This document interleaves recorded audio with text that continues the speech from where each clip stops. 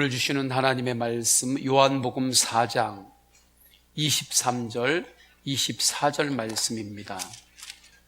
아버지께 참되게 예배하는 자들은 영과 진리로 예배할 때가 오나니 곧 이때라. 아버지께서는 자기에게 이렇게 예배하는 자들을 찾으시느니라. 하나님은 영이시니 예배하는 자가 영과 진리로 예배할지니라. 아멘. 항상 예수님으로 감사하시고 예수님으로 승리하시기를 축원합니다. 다음 주는 예수님께서 성육신으로 이 땅에 오신 성탄절을 준비하는 대강절이 시작이 됩니다. 대강절 첫 주가 시작이 되죠. 성탄절은 주님께서 육신으로 이 땅에 오셨음을 기뻐하고 감사하는 절기이기도 합니다. 그러나 그것만이 아닙니다. 다시 오실 예수님, 재림으로 다시 오실 예수님을 기대하고 고대하고 그렇게 신앙의 본질을 잘 준비시켜주는 그러한 때이기도 합니다. 대강절을 이제 다음 주면 첫째 주가 시작이 되는데 기쁨과 거룩으로 성탄을 잘 준비하는데 집중하시기를 축원합니다. 그러면 우리가 주님께서 이 땅에 오신 성탄을 잘 준비한다는 것이 무엇인가? 신앙의 본질에 있어서 잘 준비함으로 주님을 다시 맞이할 그러한 모습으로 서는 것이 도대체 무엇이겠습니까?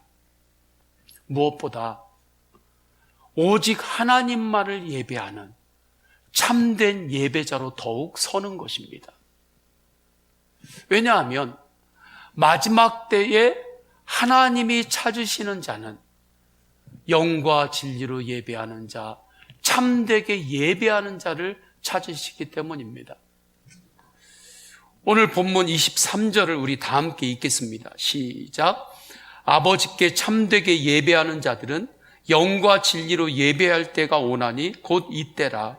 아버지께서는 자기에게 이렇게 예배하는 자들을 찾으시느니라. 아멘. 오직 하나님만을 예배하는 참된 예배자로 더욱 서시기를 축원합니다. 그렇다면 오직 하나님만을 예배하는 참된 예배란 어떠한 예배입니까? 첫째로 속죄의 은혜가 있는 예배입니다. 24절을 다 함께 읽겠습니다. 시작. 하나님은 영이시니 예배하는 자가 영과 진리로 예배할지니라. 진리로 예배하라 말씀하지요. 이때 진리는 예수 그리스도를 뜻한다 말했습니다. 예수님만이 주실 수 있는 은혜가 있습니다. 속죄의 은혜입니다. 죄사함의 은혜입니다. 그래서 마태복음 20장 28절을 보면 인자가 온 것은 섬김을 받으려 함이 아니라 도리어 섬기려 하고 자기 목숨을 많은 사람의 대속물로 주려 함이니라. 예수님이 이 땅에 오신 이유는 모든 이들을 위하여 나의 목숨을 대속물로 주기 위함이다. 대속하시려고 주님께서 이 땅에 오신 거예요.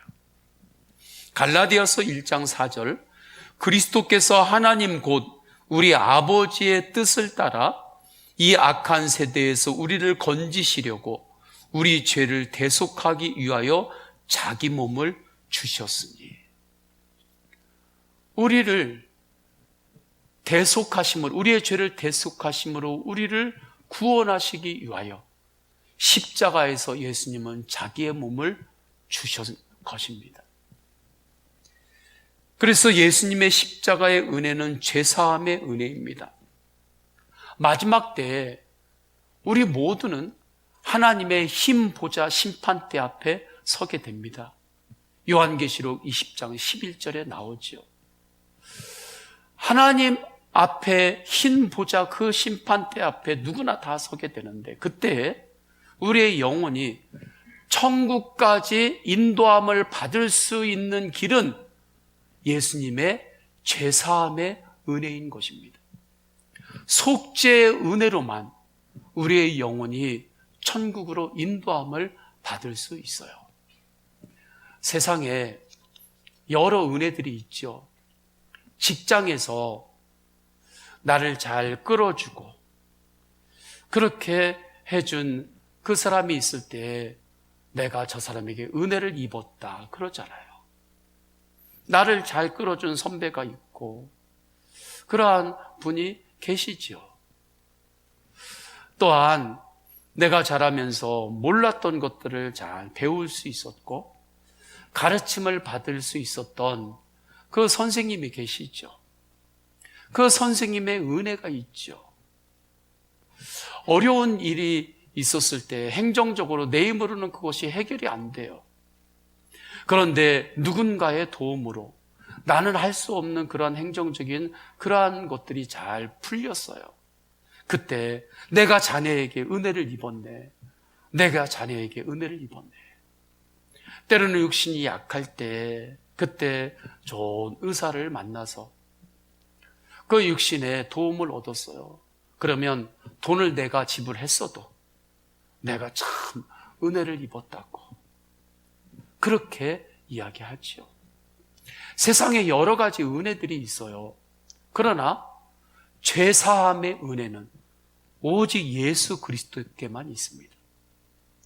세상의 그 어떠한 은혜라고 말하는 것들도 마지막 때 하나님 앞에 심판 때에 섰을 때 어떠한 것도 죄사함의 은혜로 나를 세울 수는 없는 거예요. 오직 예수님께만 죄사함의 은혜가 있습니다. 속죄의 은혜가 있습니다. 이것은 대단히 중요한 복음의 원형입니다. 이 복음의 원형을 깨뜨리려고 하는 이들이 많이 있어요. 그래서 이것을 조금 더 사람들이 볼 때 멋있게 만들고 세련되게 만들고 좀 더 설득력 있게 만들고 하기 위해서 여러 가지 덧칠을 하고 변형을 시키는 사상도 많습니다. 철학도 많습니다. 의견들도 많이 있습니다. 초대교회 시대에도 있었습니다. 그래서 갈라디아서 1장 7절에 다른 복음은 없나니 다만 어떤 사람들이 너희를 교란하여 그리스도의 복음을 변하게 하려 함이라 말씀하죠. 작품으로 있는 도자기가 있다고 해보세요. 작품으로 있는 도자기가 있는데 그걸 내가 보기에 한쪽에 이렇게 물감을 칠하면 더 좋아 보여요. 더 반짝일 것 같고 그래서 내가 그냥 물감을 가지고 와서 그냥 막 도자기에다 막 칠해놔요. 그러면 내가 보기에는 좋아 보일 수 있지만 그 순간에 그 작품 도자기의 가치는 완전히 떨어질 거예요. 그 작품 도자기의 원형이 훼손되는 그 순간에 그 가치는 완전히 땅에 떨어지는 거죠. 아니 도자기 하나도 그런데 하물며 생명을 구원하시는 이 복음의 원형이 훼손되면 안 되는 거죠. 역사 가운데 이 복음의 원형을 희석시키고 훼손시키려고 하는 인간들의 노력은 굉장히 많이 있었습니다. 그래서 분명하게 주님은 말씀합니다. 내가 곧 길이요 진리요 생명이다. 내가 곧 길이다. 내가 곧 길이요 진리요 생명이다. 예수님이 길이시고 진리이시고 생명이십니다. 예수님의 십자가는 대속의 십자가입니다. 세상에서 여러 가지 은혜를 말하지만 죄사함의 은혜는 속죄의 은혜는 예수 그리스도의 십자가 은혜에만 있습니다. 오직 주님께만 있습니다. 세상 끝날까지 나와 동행하시며 나의 영혼을 천국까지 인도하실 분은 오직 예수님 한 분뿐입니다. 영국에 도덕극이 있어요. 모든 사람이라는 도덕극입니다. 에브리맨인데 그 모든 사람은 제목이기도 하지만 주인공의 이름이기도 해요. 그 내용이 이렇죠. 모든 사람 주인공이 있는데 어느 날 죽음이 등장을 합니다. 죽음이 와서 이제 나하고 같이 갈 때가 되었다 말해요. 모든 사람은 두렵고 공포에 떨면서 나 아직 죽을 준비가 안 됐습니다. 내가 하나님의 그 심판대 앞에 설 준비가 안 됐습니다. 지금 안 가면 안 되나요? 죽음이 안 된다. 나는 하나님께서 부르시는 것을 전하려고 왔고 하나님이 부르시면 누구나 이 길은 가야 한다. 모든 사람은 그 죽음에게 간곡히 이야기를 합니다. 며칠만이라도 말미를 주십시오. 그래서 죽음이 그러면 며칠만 말미를 주겠다. 그렇지만 내가 반드시 다시 온다. 이제 그 뒤부터 이 모든 사람이라고 하는 이가 친구들을 찾아다녀요.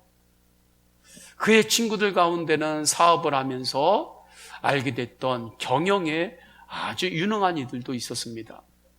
돈을 많이 버는데 탁월한 은사가 있는 이들도 있었어요.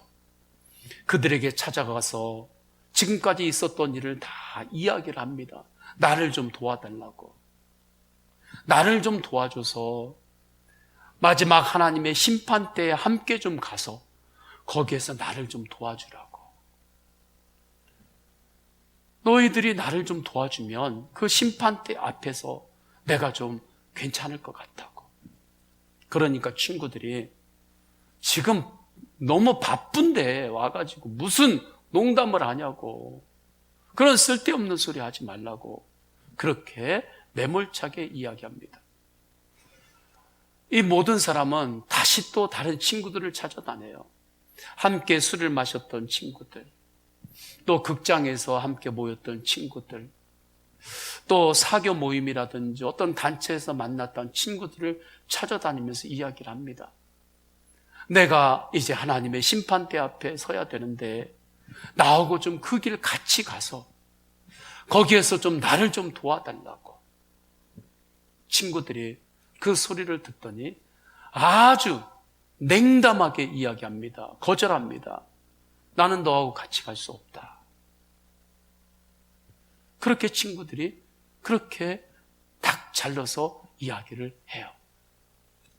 결국에 이 모든 사람이라는 이 사람이 결국 주님께 찾아옵니다. 주님께 찾아와서 주님, 저하고 함께 가주실 수 있나요? 그때 주님께서 그래, 내가 함께 동행하마. 그리고 예수님께서 함께 동행하며 하나님의 심판대 앞까지도 동행하시면서 그곳에서 그 일을 도와주고 그를 구원의 길로 인도하시는 거죠. 이는 예수님께서 제자들에게 나를 믿는 자는 내가 세상 끝날까지 함께하리라 라고 하신 말씀과 같습니다. 나와 하나님의 심판대까지도 함께할 수 있는 이는 예수님 말고는 없습니다. 세상의 친구들이 저승길 나하고 함께 가지고 그 저승길을 친구들이 나하고 함께 가져서 그 힘보자 심판대, 하나님의 심판대 앞에 섰을 때 친구들이 나를 못 도와줘요. 예수님만이 그곳까지 나와 동행하시고 그리고 나의 영혼을 천국까지 인도하시는데 주님만이 끝까지 함께 하실 수 있는 것입니다. 어떻게 이런 일이 가능한가요? 십자가 속죄의 은혜 때문에 그래요. 죄사함의 은혜 때문에 그렇습니다. 예수님 대속의 은혜로만 나 같은 죄인도 구원받아 천국에 들어갈 수 있어요. 그렇기 때문에 주님 앞에 나와서 예배하면 어떠한 죄인이라도 십자가 보혈의 은혜로 죄사함의 은혜를 받습니다. 어떠한 더럽고 추한 죄인이라도 주님 앞에 나오면, 십자가 앞에 나오면 주님께서는 그를 사하시고 그의 영혼을 성결케 하여 주십니다. 이것이 속죄의 은혜예요. 이것을 알았던 존 뉴턴은 어메이징 그레이스, 유명한 찬양이죠. 찬송가 305장에 이렇게 고백하죠. 나 같은 죄인 살리신 주 은혜 놀라와 잃었던 생명 찾았고 광명을 얻었네. 큰 죄악에서 건지신 주 은혜 고마워. 나 처음 믿은 그 시간 귀하고 귀하다. 이제껏 내가 산 것도 주님의 은혜라. 또 나를 장차 본향에 인도해 주시리. 잃었던 생명을 찾았고 나 같은 죄인을 살리신 주님의 은혜가 너무 놀랐습니다. 참된 예배는 속죄의 은혜가 있는 예배예요. 속죄의 은혜는 십자가의 은혜입니다. 세상에 허다한 은혜가 있다 하지만 죄사함의 은혜는 오직 예수님께만 있습니다. 그래서 참된 예배는 속죄의 은혜가 있는 예배요, 진리이신 예수님으로 예배하는 예배입니다. 이 은혜는 주님께서 십자가에서 이미 다 이루신 은혜예요. 십자가 보혈을 의지하여 예배할 때 주님은 우리의 죄를 사하여 주십니다. 어떠한 영혼이라 할지라도 예수 그리스도의 십자가의 보혈을 의지하여 우리의 영혼을 깨끗게 하십니다. 그래서 참된 예배자는 더욱 예수님만 바라봐야 하는 거예요. 상황만 바라보지 말고 더욱 예수님을 바라보시기를 축원합니다. 살아계신 예수님을 바라보시기를 축원합니다. 세상만 바라보고 살지 마시고 살아계신 예수님을 더욱 바라보며 믿음으로 사시기를 축원합니다. 나의 영혼을 정결케 하는 것은 나의 공로가 아닙니다. 권력도 아닙니다. 조금 가지고 있는 내 지식도 아닙니다. 오직 주님의 십자가의 은혜만이 나의 영혼을 정결하게 하십니다. 그런데 많은 이들이 진리로 하나님을 예배하지 않아요. 우리가 이전부터 우상숭배 중에 가장 큰 우상숭배는 자기 숭배인 것을 우리가 배우고 왔습니다. 지난주에 미국의 바이올라대 조직신학 테디어스 윌리엄 교수께서 지금 세상에서 가장 빠르게 퍼져나가고 있는 종교는 자기 숭배의 종교다, 그렇게 말했습니다. 이분이 데이터와 연구한 내용들을 분석하면서 요즘 확산하고 있는 자기 숭배 종교에 인간들이 얼마나 그곳에 심취하고 있는지 이렇게 이야기를 해요. 응답자 중 84%는 자신을 즐기는 게 인생의 가장 큰 목표다. 86%는 자신을 즐기기 위해 내가 가장 원하는 것을 추구해야 한다. 91%는 자신을 찾기 위해 자신을 성찰하라라는 데에 공감대를 형성했다라고 말해요. 모든 것의 중심이 다 자기입니다. 하나님의 영광이 아니라 자기 영광만을 위하여 사는 거예요. 다 내가 주인이에요. 시간도 다 내가 주인이에요. 재물도 다 내가 주인이에요. 내가 땀 흘리고 수고해서 벌었으니까 그건 다 내가 주인이에요. 나의 몸도 내가 주인이에요. 모든 것들의 주인이 다 나니까 다 내 맘대로 사는 거지. 하나님의 주님 되심을 인정하지 않는 거예요. 하나님의 주님 되심을 인정하지 않고 사는 거지. 성도님들 안에 예수님이 주님으로 계신가요? 예수님이 주님으로 계시는 삶을 사시기를 축원합니다. 모든 것을 내가 주인 되어서 살아가는 것, 이것이 정당한 것으로 당연하게 받아들이지는 것, 이것이 자기 숭배 종교의 경전이에요. 그래서 자기 숭배를 하는 그 종교의 그 경전 안에는 10계명을 대신하는 6계명이 있다라고 말합니다. 그 내용이 다음과 같아요. 나의 마음은 진리의 근원이자 기준이다. 나의 감정은 권위가 있다.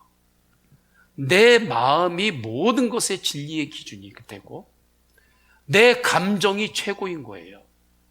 내 감정이 최고의 권위예요.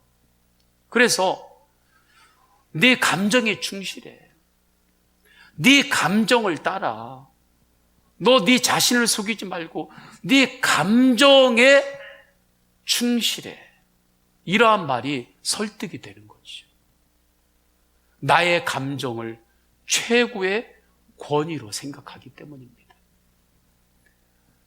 나는 주권자다. 나는 위대하다. 나는 최고선이다. 나는 창조주다.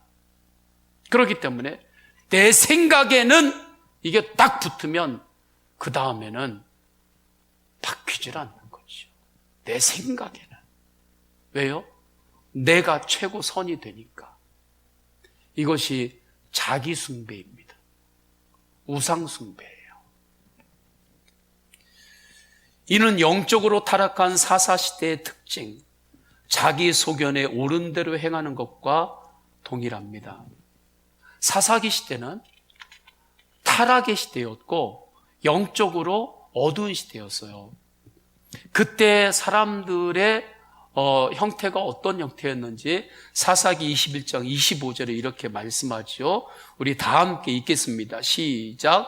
그때에 이스라엘의 왕이 없으므로 사람이 각기 자기의 소견에 옳은 대로 행하였더라. 사람이 각기 자기 소견에 옳은 대로 행하면 그럼 세상이 더 행복해져야 되잖아요. 더 밝아져야 되고 영적으로 더 정결해야 되잖아요. 그런데 사람들이 다 자기 소견에 옳은 대로 행하는데 오히려 세상은 더 타락한 시대가 되었고 영적으로는 더 어두운 시대였어요. 왜 그런가요? 예수님을 주님으로 모시지 않기 때문입니다. 성도님들은 어떠신가요? 예수님이 내 인생의 주님으로 계신가요? 성도님들의 가정과 가문에 하나님이 주님으로 계신가요? 물론 우리는 예수님이 내 인생의 주님임을 머리로 압니다. 그러나 정말 언제나 예수님이 나의 주님으로 그렇게 살아가시나요? 언제나 그런가요? 하루에도 몇 번씩 예수님이 나의 주님이 아니라 내가 예수님보다 더 앞장서고 내가 주인이 되어서 그렇게 살아가는 때가 하루에 몇 번씩 그렇게 있지는 않나요? 우리가 그렇게 삽니다. 그 부분을 십자가 앞에 드러내는 것이 회개예요. 십자가 앞에 그 부분을 드러내시기를 축원합니다. 그곳에 속죄의 은혜가 있습니다. 구원과 구원받은 이가 성장하는 성화의 은혜가 그 속죄의 은혜에 있는 거예요. 그래서 회개는 십자가 앞에서 나의 정체가 탄로가 나야 합니다. 하은석 선교사님이 계시죠. 이분이 안식년에 한국에 오셨을 때 하나님의 음성을 듣습니다. 너 이 땅에서 상을 받을래? 천국에서 상을 받을래? 그 이후에 이분이 아주 깊은 큰 병을 갖게 돼요. 얻게 됩니다. 근데 크게 병이 들고 나니까 이분이 선교하는 그 원주민들이 반응이 달라지는 거예요. 어떻게 하나님의 말씀을 전하고 치유와 회복의 복음을 전했던 선교사님이신데 왜 선교사님이 저렇게 큰 병에 걸렸나? 선교사님이 하나님 앞에서 뭔가 큰 죄가 있던지 그런 거 아닌가? 그러면서 선교사님을 뒤에서 비난하고 그러더라는 거죠. 한국에서는 한국의 여러 교회들이 선교사님을 강단으로 모시는 것을 꺼리더라는 거예요. 예전하고 다르게. 성도들 중에 믿음이 아직 어린 믿음이 있는 이들이 있을 때에 오히려 선교사님 보고 시험에 든다고. 어떻게 하나님을 위하여 그렇게 충성했는데 선교지에서 이렇게 큰 병을 얻고 오셨나? 그것 때문에 하나님을 떠나는 이들이 혹시 있을지 모른다고 그거 하면서 선교사님을 교회로 모시는데 꺼리더라는 거예요. 그러니까 선교사님이 두 번째로 너무나 어려움을 겪게 됩니다. 어떤 사람이 선교사님 빨리 나아가지고 더 많이 일해야지요. 그렇게 이야기하는데 이게 위로인지 이게 뭔가 나를 향한 또 다른 말인지 말은 맞는 것 같은데 그렇게 이야기하는데 그게 위로가 되지 않더래요. 그런데 주님 앞에 서며 나가는데 기도하는데 하나님의 음성을 듣습니다. 하나님께서 이렇게 말씀하십니다. 너는 지금 아픈 것이 일하는 것이다. 너의 지금 아픔도 일하는 것이다. 너의 아픔으로 인하여 많은 이들의 정체가 탄로가 난 것이다. 겉으로 포장은 잘하고 있었는데 그 포장했던 것들이 선교사님의 그 아픔을 통하여 사람들의 속에 있는 그 정체가 그대로 다 탄로 나버린 거지. 정체가 탄로가 나야 인간은 회개의 자리로 나아갈 수 있습니다. 참된 예배가 이러한 예배입니다. 십자가 앞에서 나의 정체가 탄로 나는 것은 은혜입니다. 베드로가 십자가 앞에서 그동안 숨겨왔던 자신의 정체가 탄로 났습니다. 그는 예수님을 주님으로 따르지 않았던 것입니다. 예수님을 출세와 성공과 명예와 자기 유익의 도구로 삼았던 것입니다. 그러니까 좋을 때는 예수님 하고 예수님의 수제자 노릇을 하면서 그렇게 쫓아다녔는데 자기 십자가를 져야 할 때는 예수님을 모른다고 합니다. 심지어는 혈기까지 냅니다. 얼굴을 하루아침에 싹 바꿔버리고 예수님을 저주까지 하죠. 얼굴색을 완전히 싹 바꿔버린 거예요. 그리고 예수님을 부인하고 예수님을 비난하고 그렇게 베드로가 바뀌어버린 거죠. 바뀐 것이 아닙니다. 그의 정체가 십자가 앞에서 탄로가 난 것입니다. 이때 베드로가 잘한 것 하나 있죠. 그때 회개합니다. 회개해서 베드로는 살았습니다. 회개해서 베드로는 하나님 나라의 영광을 위하여 쓰임받는 영광스러운 삶을 회복합니다. 그러나 가룟 유다는 십자가에서 자기의 정체가 탄로가 났을 때에도 회개하지 않습니다. 결국에 심판받아서 지옥으로 가게 되죠. 우리들의 정체는 무엇입니까? 우리들의 정체는 정말 무엇인가요? 하나님의 자녀인가요? 세상의 자녀인가요? 아무리 고상한 것 같아도 인간의 정체는 죄인입니다. 인간의 정체는 죄인이에요. 문득 나의 정체가 드러날 때가 있지 않나요? 문득 내 속에 있는 더럽고 추한 것이 드러날 때가 있지 않나요? 그래서 나도 놀랄 때가 있지 않나요?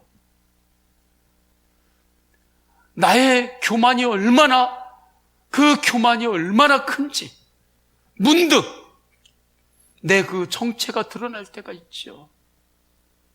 다툴 때 내가 얼마나 추악한지 문득 드러날 때가 있죠.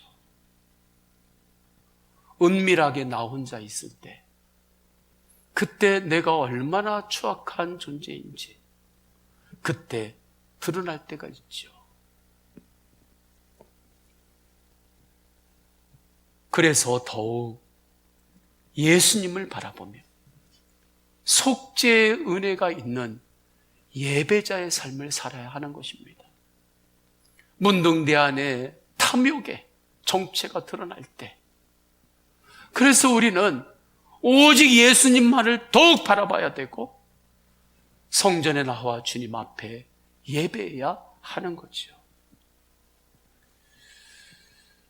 예배하지 않으면 죽습니다. 예배하면 삽니다. 우리 다 함께 따라서 하십니다. 예배하지 않으면 죽는다. 예배하면 산다. 잃었던 생명 찾았고 잃었던 생명 찾았고 광명을 얻었네. 이 찬양이 어떠한 찬양인지 우리는 속죄의 은혜의 눈이 열려 참된 예배를 드릴 때 그때 열리는 것입니다. 두 번째, 오직 하나님만을 예배하는 참된 예배는 선교의 사명으로 인도함을 받는 예배입니다. 24절 다시 한번 읽을까요? 시작. 하나님은 영이시니 예배하는 자가 영과 진리로 예배할지니라. 이 말씀에서 영은 성령님을 뜻하죠. 하나님을 예배할 때 성령으로 예배하는 것입니다. 이것이 참된 예배입니다. 내 교양으로 예배하는 거 아닙니다. 내 힘으로 예배하는 거 아닙니다. 세상에서 내가 살아왔던 나의 어떠한 여러 가지 배경을 가지고 예배하는 거 아닙니다. 성령으로 예배하는 것입니다. 성령님은 우리를 선교의 사명으로 이끄세요. 그리고 선교의 사명으로 살아갈 수 있는 힘을 성령님은 주십니다.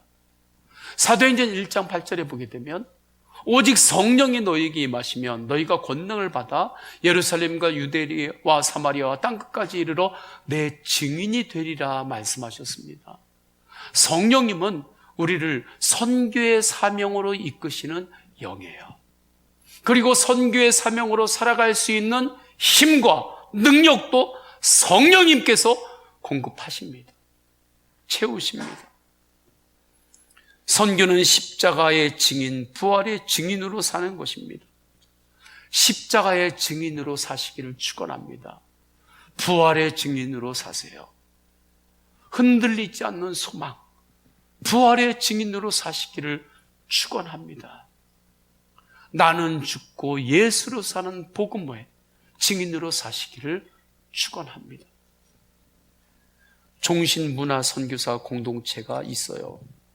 수년 전에 한번 은혜를 나눴던 공동체입니다.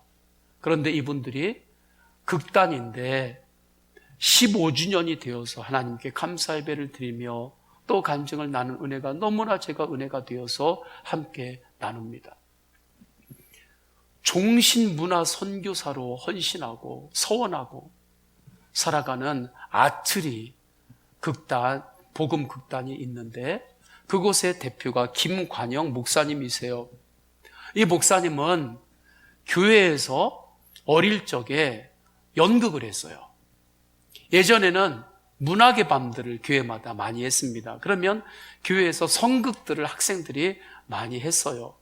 그곳에서 성극을 하고 하면서 너무나 하나님의 은혜를 받은 거예요. 그리고 연극이 너무 좋았어요. 그래서 교회에서 극단을 만들고 복음을 전합니다. 그리하다가 하나님의 부르심을 받아서 신학을 졸업을 하세요. 그 이후에 부목사님으로 계실 때에 하나님 앞에 문화선교사로서의 부르심을 다시 분명하게 받습니다. 말죽거리라고 하는 극단을 세우고 이제 연극으로 복음을 전해요. 당신 마지막 할 말 있습니까? 라는 제목으로 처음 연극을 올리고 이후에 2006년도에는 이제 본격적으로 연극인들과 함께 111 프로젝트 비전을 가지고 이제 선교를 시작합니다. 111 비전은 한 사람이 한 영혼을 하나님께로, 이 비전이에요. 그리고 하나님 앞에서 결단을 하는데 앞으로 매년 하나의 창작 뮤지컬을 계속해서 올리겠습니다 하는 그러한 마음의 다짐을 가져요. 사람들이 주변에서 다 의심했습니다. 큰 기획사도 1년에 한 번씩 창작 뮤지컬을 올리는 그건 너무나 어려운 일인데 정말 할 수 있을까? 그렇게 의문을 사람들이 가져요. 그런데 놀랍게도 그 이후에 매년마다 창작 뮤지컬을 정말 하나님께 올리면서 복음을 전합니다. 루카소, 더북, 요한계시록 이외에 많은 작품들이에요. 루카스라고 하는 연극은 저도 한번 본 적이 있습니다. 참 은혜로워요. 더북이라고 하는 연극은 우리 교회 청소년들도 우리 종교개혁 500주년 지날 때에 그때 서울에 올라가서 이제 공연을 보고 은혜를 많이 받았죠. 그렇게 공연을 할 때에 종교개혁 500주년이 될 때는 하나님 안에서 큰 도전을 합니다. 그 연극을 1년 동안 장기로 공연하는 거예요. 1년을 장기로 공연하는 것은 대단한 도전이었는데 놀라운 일이 일어납니다. 1년 동안 객석의 80% 이상이 채워져요. 정말 기적과 같은 일이 일어납니다. 그리고 대학로에 이제는 기독교 전용 복음을 전하는 그 극장이 세워지고 그곳에서 전해요. 그런데 그 건물주에게 어떤 일이 일어나서 그곳을 떠나야만 됐습니다. 그때 목사님이 이렇게 이야기해요. 하나님 앞에 매달리는 길 밖에는 없었습니다. 하나님 앞에 매달리는 길 밖에는 없었습니다. 우리가 하나님 앞에 매달리는 길 밖에는 없는 그러한 때가 있어요. 그때 하나님 앞에 더 매달리시기를 축원합니다. 하나님에게 매달리는 길 밖에는 없을 때 주님 앞에 매달리고 기도하는데 주님께서 응답하세요. 강남구 청담동에 정말 좋은 그러한 공간을 광야 아트센터를 하나님께서 허락하십니다. 그래서 그곳에서 지금도 이제는 요한계시록, 요한복음을 공연을 하고 있어요. 그 목사님이 이렇게 그 단원들과 고백합니다. 처음에는 아트리에서 공연하는 배우들과 3년 계약을 했어요. 그런데 동역하던 배우들이 공연하며 은혜를 받고 종신문화 선교사로 살고 싶다고 고백을 했죠. 2011년부터는 자녀들까지 포함해 17명이 고양시에서 공동체 생활을 시작하고 공연을 만들기 시작했습니다. 저는 이 말씀 읽을 때 전율이 오더라고요. 우리가 종신문화 선교사로 살기로 그렇게 주님 앞에서 헌신을 했습니다. 목사님은 이렇게 말합니다. 돌파구는 예수님 한 분뿐입니다. 아트리는 지난 15년간 그래왔듯이 앞으로도 해답은 예수님이라는 진리를 계속 전하겠습니다. 저는 이분의 말씀 가운데 돌파구는 예수님 한 분뿐입니다. 이 말씀이 그렇게 저에게 깊이 감동이 되고 다가와요.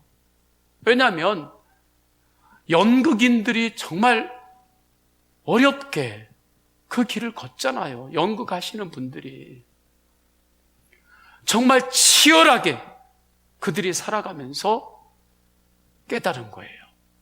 돌파구는 예수님 한 분뿐입니다.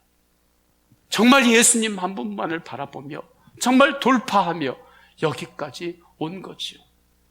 그리고 15주 전에 주님께 예배하며 하나님이 하셨습니다. 하나님 감사합니다. 그렇게 고백하는 것입니다. 단원들도 종신문화 선교사로 살 것을 결단하며 치열하게 십자가의 증인, 부활의 증인으로 살아가고 있는 거지요. 치열하게 십자가의 증인으로 사시기를 축원합니다. 치열하게 부활의 증인, 흔들리지 않는 소망의 증인으로 사시기를 축원합니다. 그런데 그 힘이 어디로부터 오나요?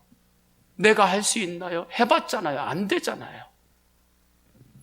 성령님께서 그 힘을 주십니다. 이것이 은혜고, 이 은혜에 힘입어 주님 앞에 나와 예배하는 그 예배가 참된 예배입니다. 하나님께서 성도님들에게 주신 각자의 은사가 있습니다. 성도님들에게 주신 삶의 무대들이 있어요. 삶의 영역들이 있습니다. 그곳에서 성령으로 예배하는 예배자의 꿈을 꾸시기를 축원합니다. 선교의 사명으로 사는 예배자의 삶의 꿈을 꾸시기를 축원합니다. 한 번 사는 인생, 하나님께 쓰임받는 꿈, 한 번 사는 인생, 하나님께 쓰임받는 가정, 하나님께 쓰임받는 가문의 꿈을 꾸시기를 축원합니다. 저는 우리 서원교회가 영원히 있지는 못하지요. 주님께서 재림하시면 그때는 이제 서원교회가 있을 이유가 없죠. 주님께서 재림하시는 그때까지 우리 서원교회가 선교의 사명에 쓰임받다가 거룩하신 예수님 맞이하는 그러한 교회로 더욱 서기를 원합니다. 이것이 대강절 다음 주 1주부터 시작하는데 그 안에 담겨있는 영적인 진리입니다. 사람마다 하나님이 주시는 은사가 다 조금씩은 달라요. 어떤 이는 사람들이 함께 했을 때 묵묵히 그 자리를 지켜주는 은사가 강한 분이 있어요. 말도 없이 그 자리를 잘 지켜주는 그 은사가 있어요. 그 자체가 힘이에요. 어떤 이는 뒤에서 중보기도 하며 그 기도의 은사로 더 함께하는 이가 있습니다. 어떤 이는 더 특별히 나누고 섬기는 은사, 사람들의 마음을 편안하게 해주는 은사, 사람들의 마음이 이렇게 맺혔을 때 그것을 위로해주고 그 마음을 잘 풀어주는 은사, 여러 은사들이 있어요. 그 모든 은사들이 마지막 때 선교의 사명에 쓰임받는 그러한 은혜로 사시기를 축원합니다. 빌립보서 4장 16절이 있어요. 내게 능력 주시는 자 안에서 내가 모든 것을 할 수 있느니라. 내게 능력 주시는 성령의 그 능력 안에서 내가 감사할 수 없는 상황에서도 감사할 수 있습니다. 내가 능력 주시는 자 안에서 소망이 전혀 없는 상황 가운데서도 내게 능력 주시는 자 안에서는 우리가 소망으로 기도할 수 있습니다. 나에게 힘이 없을 때 내게 능력 주시는 자 안에서는 우리가 치유함을 받습니다. 내게 능력 주시는 자 안에서는 우리가 회복되는 것입니다. 이 믿음으로 오직 하나님만을 예배하는 참된 예배자로 더욱 서시기를 축원합니다. 성부, 성자, 성령 삼위일체 하나님의 사랑과 은혜와 감화 감동하심이 속죄의 은혜, 선교의 사명으로 인도하시는 그 은혜 안에서 예배하는 모든 예배자들 머리 위에 삶의 모든 영역에 충만하시기를 간절히 축원하옵나이다. 아멘.